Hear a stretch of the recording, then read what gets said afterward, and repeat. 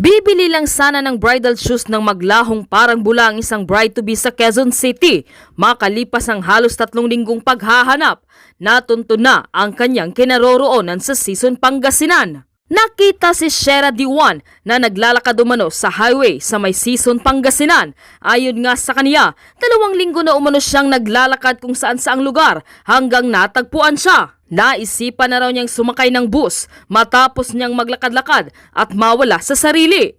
Nakapantulog at walang suot na salamin, ganito natagpuan si Shera Diwan sa bahay ng Sison. Agad siyang dinala sa barangay at doon nakausap ang mga otoridad ang kanyang totoong nangyayari. Sinundo naman agad si Shera ng kanyang fiancé na si Mark R.G. Reyes kasama ang QCPD. At ito ang mga naging revelasyon ni Shera Diwan. Narito ang buong detalye. Panuurin, pakinggang mabuti at kayo na ang bahalang umusga. Ngunit bago tayo magpatuloy, huwag kalimutang i-like, share, subscribe, and click the notification bell for more updates and for more upcoming videos. Maraming salamat! Umiyain po kasi talaga ako. Ay nag-aabang po ako na may po sa akin. At ako po si Kuya. Kasi nawalan ako kasi Moving na ba daw sa mga? punta ko na sa nag-public station na sunod ko na sa Wait! Okay. Oo, nagwero. Dito na ako. Dapat po talaga ngayon. Pag wala po akong pera. Wala pa ko to. Sa susunod ko po. Kapag wala man ako, lalakad na lang.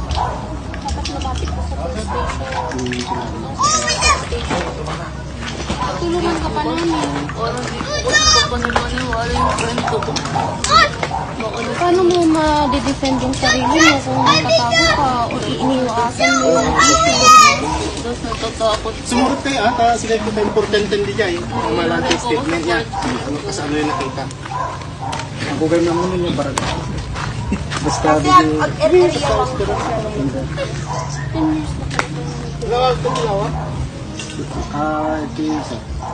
Dito. Ito lang. Hindi ka kami kita. Kailan niyo po sa mahal?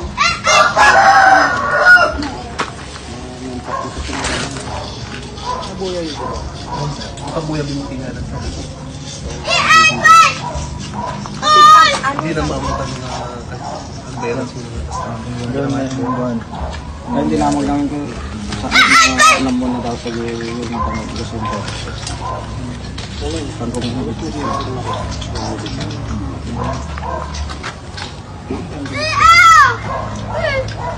Kami lugan tila pansama ng patrol awang. Pagpababa tayo doon, hindi naman makakatikot-tikot. Hindi naman lalabas. Oo. Sa mga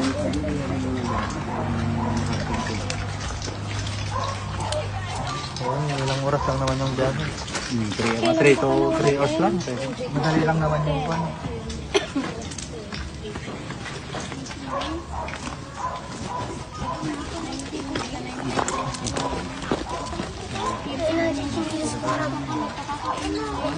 Hindi ko alam na bubuhay pala po ang tao sa tubig.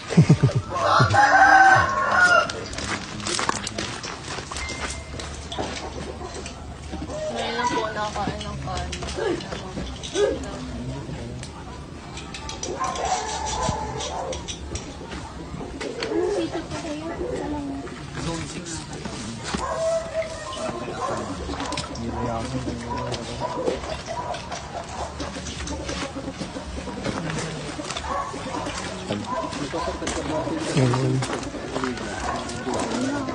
Ani, kasi si mo hindi. Ito nga, mabigpictuang ka mo. Yes, mabigpictuang ka.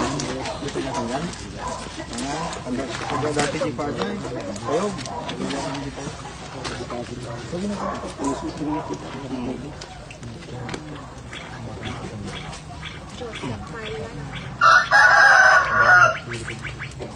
Damag na. From FCM to Ever. Anong sinakyan mo? Hindi ka nagpupunta sa Ever. Bago pa po ako makapapa.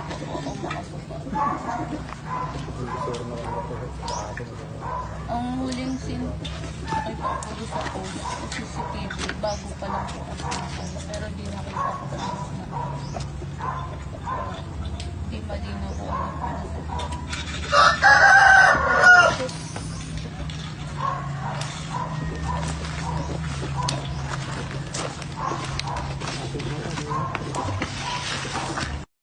isang street. Ay, ano yun, nakitawag ko na. Yan po yung Rabon, Kagintingan, yan po Highway yung dinanan mo dito. Rabon. Okay. Sorry. Kasi nga galing ka sa San Pablo. Naglakad ka lang? Lakad-lakad lang po ako. Pero madaling araw ko po yung nilalakad. Kasi Rabon.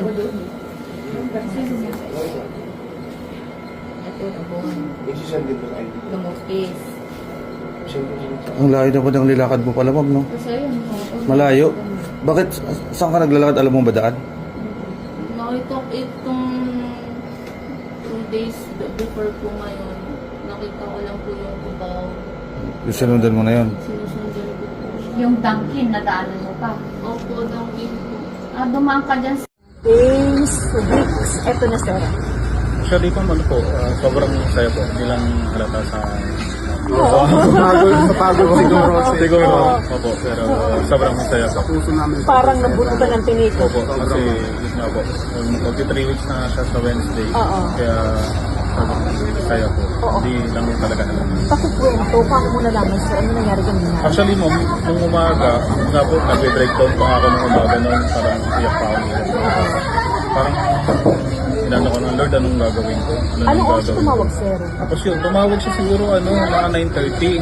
So, tumawag siya dun sa number niya na, yung number niya na naiwan sa bahay. Oo. So, hello lang siya ng hello. So, sabi, parang boses ni Mahal ko. Di bilang nag-cut yung line. Siguro hindi niya marinig kasi yung phone niya sira. So ngayon ginawa ko, hiniram ko yung cellphone ng father ko. Tinawagan ko siya. Yung pagkatawag ko, doon na, yung narinig siguro niya yung boses ko, iyak na siya ng iyak. So sabi ko, ay sumahal ka. Yung ginawa po namin, dumiretso po agad kami ng station 5. Alright. Anong sabi niya sir? Ano lang po, hindi siya actually nakapagkwento. Ang sabi niya lang po, parang nakatakas siya ganyan, tapos may tumulong sa kanya. Nakatakas siya saan? Yun po ang hindi ko po talaga pa malinaw tinanong sa malinaw. Kasi sabi sa amin, tinatanong sa kanya. Sir, anong kwento? Paano siya nawala, umalis? Paano? Ano pa ma'am, hindi pa kami makakapagbigay po ng talagang details. Kasi po, iniimbestigan pa po ng UCPD at the same time sila yung season of police po. Okay. So, kumbaga yung, siyempre may mga na-share na siya sa mga kapulisan natin na binabalidate pa rin po. Okay. Pero sumakay ko siya ng bus? Ano ba yung pwede iba kami sa amin sa detalye sir? Siguro po ang mababagi lang namin na hindi siya, nakapunta po talaga siya dun sa pagbibilan niya na initially. Pagbibilan niya sir na? Ng sapatos initially. alright. Nakarating siya doon but hindi siya nakahanap kaya ang ginawa niya, lumipat siya ng ibang mall. Okay. So, doon na yung nangyari na naikinuwento niya na hindi pa po namin talaga pwede. Paglipat niya ng ibang mall sir, Doon na po nangyari yung Po sa pagsakay niya. may nangyari na hindi pa po namin pwede. Kasi iniimbestigan po. hanggang makarating na siya dito. Tama sir niya. Sir, doon sa backtracking kanina, saan yung mga napuntahan? Hindi masyadong klaro sa amin, ma'am. Yung mga pumapasok lang sa ano niya, ma'am. Yung mga naalala niya lang na lugar. Yun Ano lang, yung mga naalala niyo sir? yung mga waiting shade po. Bumaba siya sir na... Yung mga tinuluyan niya Sir, habang sorry, naglalakad. bumaba siya ng bus? O paano ba sir? Simula po nung simula daw siya nung nagkamalay na nasa kalsada na siya. Yun yung simula niya na naglakad-lakad. So nagkamali na lang siya sir, Nasa isang lugar na lang siya, ma'am. saang lugar yan sir? Sa Union? Dito lang din, ma'am, bandang Pangasinan. Kaya nagsimula na siyang maglakad-lakad. Sir, sorry, ano yun, umaga, gabi? Madaling araw doon. Madaling araw. Anong buwan? Anong araw ko sir? Hindi namin maklaro sa kanya. Okay. Tapos ay naglakad-lakad na siya hanggang Opo, makarating ng paikot-ikot na po season. siya dito. So ilang araw siyang nagpalakad-lakad daw? Hindi namin maklaro sa kanya, ma'am, kasi hindi niya matatandaan yung exact na date. Kasi ang natatandaan lang niya, umaga, gabi, ganun lang, hindi niya... So kanina na lang niya na umaga sir naalala na ito yung kanyang phone number, tawagan. Hindi, ma'am, kasi yung yung tao po na hiningan niya ng tulong is parang nakahawig sa tatay namin, kaya parang gumaan yung... Lalaki. Opo, gumaan yung pakiramdam niya nakausapin kasi sobrang naiyain. So possible sir na kanina niya lang naalala kung sino siya. Siguro, ma'am, siguro. Parang ganun siguro. Ay, Hindi, yung contact number sir, kanina lang din niya naalala yung cellphone number niya. Base sa kwento niya ma'am, ganyan yung pagkakaano niya, nakisuyo siya dun sa lalaki na pwedeng makahingi ng tulong. Trauma, sir, siguro na for the past ilang months. Kaya nga hindi muna namin ino-open ma'am kasi hinihintay namin siya yung mag-open sa amin. Sir, pero nakilala ka niya kanina. Opo, Sa ano pa lang ma'am, nakipag-video call na po kami doon sa may-ari ng phone. Nandun pa lang kami sa QC, nakipag-video call na kami. Nakilala ka niya. Nakilala. Ay, kumusta sir nung nakita ka niya? Baka ano? Oo. Nung yakap ko niya, sir, kumusta? Anong... Hindi ako talaga. Talagang hindi ko parang sabi ko hindi ako hindi kasi siyempre mas kailangan niya yung lakas. kamahal sa kanya. Hindi ko talaga sabi ko lang sa kanya, magiging okay niya. Sir, kumusta siya ngayon? Ano pa rin siya ma'am, sobrang nakikita niyo, trauma pa rin siya. Saka yung katawan niya ma'am, Katawan niya sobrang magbagsak. gusto namin makahinga muna. Posible bang kinidnap siya? Nakidnap? Hindi pa namin Hindi pa masasagot yan ma'am masasagot, kasi inibestiga yung pa. kapulisan pa natin yung mga kasagot sa inyo. Basta sir, sigurado, hindi niya intention na pumunta dito. Yun po ang walang sure. ganon. Yun po ang sure. Yun po ang sure. Hindi niya kagustuhan pumunta dito. Dumating na lang siya sir sa Pangasinan na wala nang malay. Pangasinan sa La Union. Pangasinan po. Pangasinan na nasa kalsada na lang siya sir ng madaling araw. Madaling araw. Kung anong petsa, hindi rin malinis. Opo, hindi na po. At least sir, malaking bagay sa family sir, no? So, Yeah, oo. Sir, sorry, ang pangalan niyo. Gary De Juan ma'am. Ako po yung kuya. Thank you so much po sir. God bless po. Ganaban, QCPD, PIO spokesperson. Ma'am, good evening po. Welcome sa STL. Yes sir, good evening po. Tanungin mo na, Ed. Oh, Ano ma'am. ba nangyari? Ma'am, so ano nangyari? Yung malaking tanong ng maraming tao. Ano nangyari talaga sa kanya? Yes sir, opo. Inaantay po natin yung buong detalye sir, mamaya po pagdating. Pero ang initial po na masasabi natin is kaninang mga tanghali po, may tumawag kay Mr. Mark Reyes na siya daw po yung kumupkop at nakatagpo dito kay Miss Shera kaninang umaga at nagpatulong sa kanya. And para matulungan daw po, inuwi po niya itong si Miss Shera doon sa bahay nila sa may Season Pangasinan at saka ibinigay yung contact number or kinuha po nila dahil sinabi niya po na siya yung nawawala at ang kanyang pangalan din po ng kanyang fiancé ay sinabi niya. Tinawagan po nila itong si Mr. Mark Reyes at nung ma-confirm nga po ni Mark na siya yung kanyang nawawalang bride-to-be ay nagsabi na po siya sa ating mga kapulisan dito sa Quezon City. Kaya pumunta po kaagad kaninang mga bandang alauna yung ating mga personnel para po mapuntahan siya. Kaya naroroon po sila ngayon sa Season Pangasinan. Ma'am, sorry ma'am, para lang po malinaw. So ibig niyo sabihin na si Shera ay kusang nagbunta ng Season Pangasinan ba? O siya'y natagpuan na pag-alagala sa Season Pangasinan? O siya'y nirescue sa Season Pangasinan? Opo. Alin po? Natagpuan daw po siya doon na naglalakad nitong certain Mr. Rodel at nung nakita niya po na nasa kalsada, nasa bypass road, nilapitan daw po siya accordingly ni Miss Shera at nagpapatulong. Kung kaya tinulungan po niya nung nakuha po nila yung identity niya at na siguro nga po nila na siya yung nakikita sa balita na missing bride. Ayun po, tinawagan na po nila si Mr. Mark. Okay. Pero ma'am, pakikwento nga, paano ba nakarating si Shera sa Pangasinan? Bakit sa Pangasinan? Yes ma'am, yun din po yung tinatanong namin at wala pa pong malinaw kasi ang sagot lang po ni Miss Shera kanina sa initial na pakikipag-usap sa kanya ng mga personnel natin is naglalakad-lakad lang daw siya. Madaling araw daw po nilalakad niya yung malayo. So, ikaklaro pa po natin yun ma'am, wala pa po siyang statement.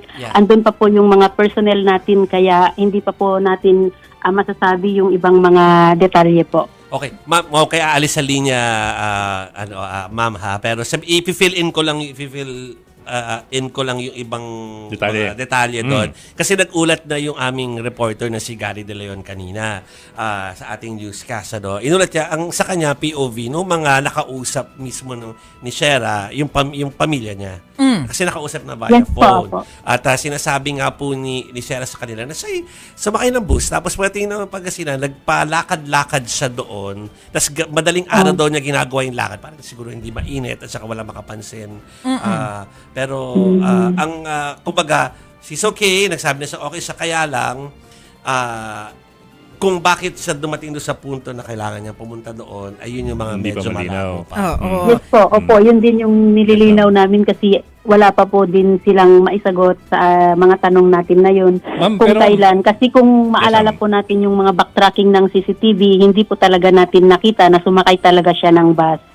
Ma'am, pero ma'am, at the very least, gusto ko lang po i-establish, at the very least ba, she went to Pangasinan voluntarily or on her own, or was there any foul play involved? Iko-confirm pa rin po natin yan, sir. Kasi sa ngayon nga po, ang nabanggit niya lang talaga is, yun po, yung bandang naglalakad siya at yung matagpuan siya doon po sa bypass road. Aalamin pa po natin kung, yun nga po, kung talagang pumunta lang ba siya doon para mag-unwind or ano po yung reason niya. Wala pa po, sir, malinaw ngayon. We will update you po pag nakuhanan natin ma'am. siya ng statement. Kasi ma'am, nabanggit yun rin po kasi si Shera ay nagpapatulong doon sa kausap niya. Ano ho ibig sabihin na nagpapatulong kaya? Yun, sir, ang sabi daw niya is tulungan siya kasi kung maalala po natin, wala siyang cellphone nung umalis. Opo. So, yung tulong po siguro na sinasabi niya is para ma-inform yung family niya na nandoon To get siya in sa touch. lugar na yun.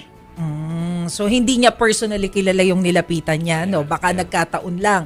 Pero, Yes ma'am, po, yun yung sinasabi na hindi niya kilala, nilapitan niya lang itong tao na to. opo. Base po dun sa initial information na nakuha nyo, kamusta po yung kondisyon ni Shera? Okay naman daw po siya, ma'am. Pero yun nga po, madalang siyang magsalita. Kumbaga, hindi siya ganun ka... Hindi Hindi ka siya ganun ganun responsive. Okay. Ka-responsive, opo. At saka, ngayon lang din siya lumutang, kaya siguro medyo, ano pa siya.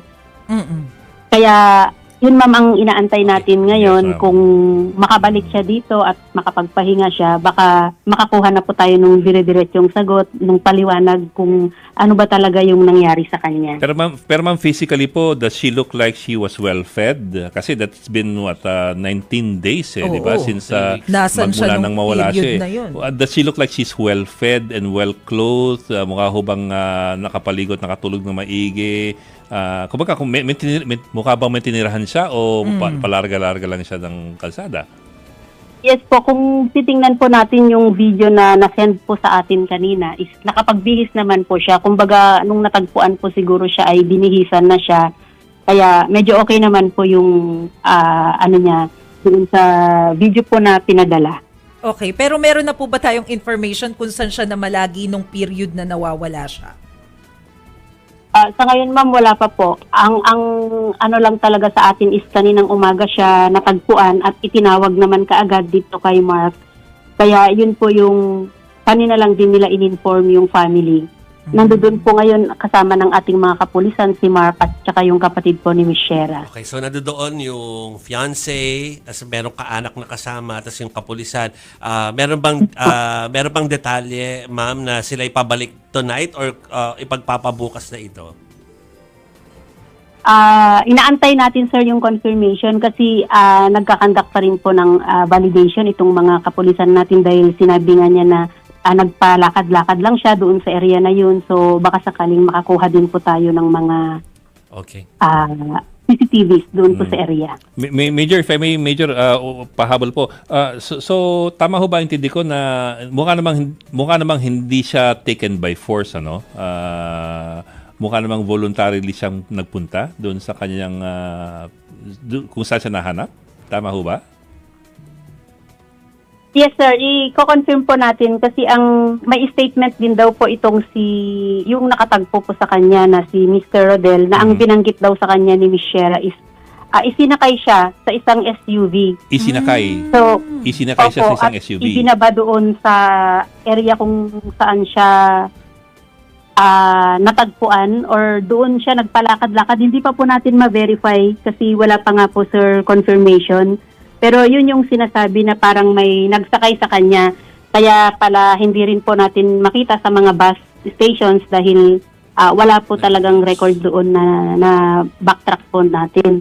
Ang initial din po pala na nabanggit nitong nakatagpo sa kanya is nabanggit daw sa kanya ni Miss Shera na isinakay siya sa isang SUV. So Ma'am, for confirmation pa po natin yun, sir. I understand po. Pero po, yung pagkakagamit po ng katagang isinakay, parang ang implication po ng isinakay, siya'y parang... Taken by force? Ano well, ba? kahit hindi by force, pero siya'y parang hindi voluntarily pag isinakay versus nakiangkas siya o nakisakay siya. Tama ho ba? Or am I extrapolating too much? Yun, sir, ano yun po natin, i-clarify natin yan after ma-receive po natin yung mga details. Kaya po medyo hesitant kami kanina na magtanggap ng mga interviews po muna kasi yun nga po hindi pa natin talaga maklaro. Okay. Pero mag-update po kami pagka may mga reports na po, sir, na mare-receive. Pahabol lang po, ma'am. Yung sinasabi niyo po kanina na hindi pa masyadong makapagsalita si Shera, ano pong ibig sabihin natin doon? Mukha ba siyang traumatized? Mukha ba siyang anxious? Madalang daw po yung sagot niya, kumbaga hindi ganun ka diretso yung mga sagot. So, hindi po natin masabi kasi hindi pa naman natin siya nakita personally, pero according dun nga po sa mga pulis natin is tahimik or madalang sumagot. Yun po yung binanggit kasi nila. Okay. Sige. Pasalamat muna tayo kay Ma'am Jennifer Ganaba ng PIO, spokesperson po ng QCPD. Thank you, ma'am. Yes po, sir. Welcome Thank po. you po. And Pero salamat po. itutuloy natin yung usapan mga kapatid, baka putulin sa socials pero patutuloy lang natin kasi yung tanong ni Mase very very important yun, yung state of mind tsaka yung physical state din ni pangalan nito Ni Shera. Ni Shera. So mabuti pakinggan natin siya kasi meron siyang may excerpts lang nakuha si Gary De Leon mula doon sa pakipag-usap sa kanya doon sa Pangasinan. So, pakinggan natin. Bok, tignan nyo. Kayo ang humusga kung ano yung state niya. Ano yung dinanan mo dito? Rabon. Okay. Sorry. Kasi nga galing ka sa San Pablo. Naglakad ka lang? Naglakad-lakad lang po ako. Pero madaling araw ko po yung nilalakad. Okay, so part lang po yan, hintayin natin yung, parang konti lang ibinigay ng pulis kasi. So medyo maikli.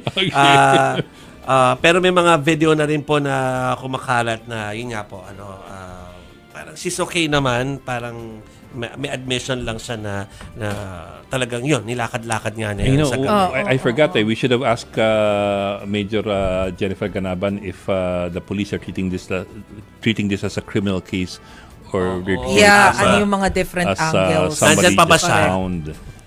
Kasi if nasa they're treating it ilalim as a pa criminal natin. case, that means that she was forcibly taken. Yes. Lalo na may SUV involved na sinasabi kanina. So we'll find out. If that is the case, if that is the case. Pero Bok, Mase, na-interview ni Gary De Leon yung mga kaanak kanina, no? So, hindi ko alam kung back-to-back natin mapiplayback, pero ito yung mga sinabi sa kanila na mga detalye from Pangasinan. Pero ito yung nasa Manila.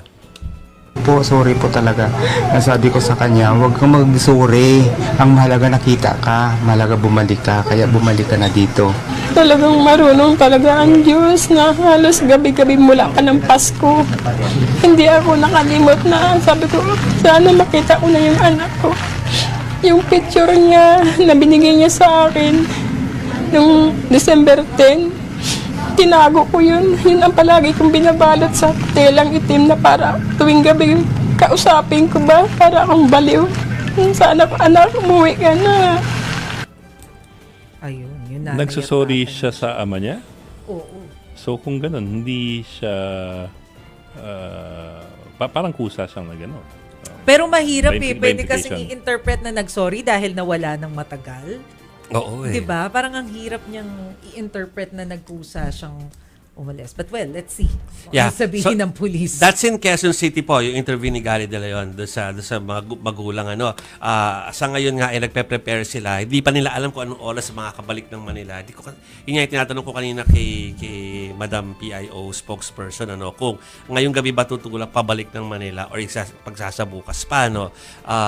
Pero naghihintay na yung pamilya sa ngayon. Kaya sabi ko kanina, mukhang kila Ed Lingaw tatama Yung pag-uwi Mga 10:40. mula Pangasinan. Mukhang ang update nasa frontline tonight. Okay, so mag-playback pa tayo ng isa pang soundbite po yung sa interview ni Gary doon sa magulang. Huwag na yung niya, yung buhok niya. Ngayon, ang ginawa sa kanya ng tinurn over siya sa barangay. Hindi niya alam kung saan siya papunta. Kasi isipin mo naman na ang tagal na po. Hinanap namin December 10 pa. Nawawala siya hanggang umabot ng Pasko. Wala pa rin.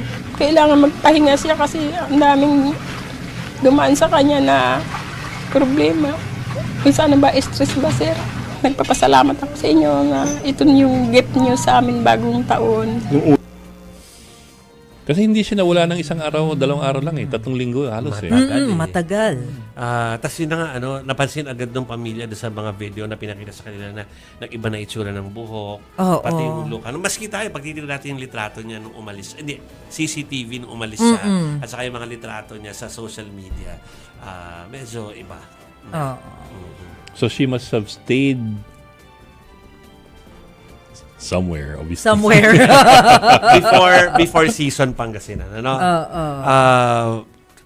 yeah. So we will find out. Balitaan mo kami, Ed, kapag sa newscast mo naman natin malalaman yan. Baka nakauwi na by that time.